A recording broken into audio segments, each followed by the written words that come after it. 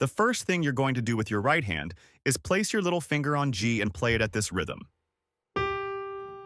Then you add D sharp, then C, and finally G sharp. This is the first chord. Now switch to the second chord and add this melody.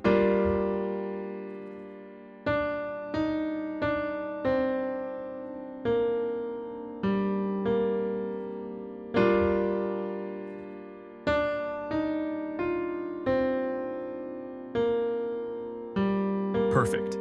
Now let's move on to the left hand and hold these two notes. Next step, you'll be able to play both hands together.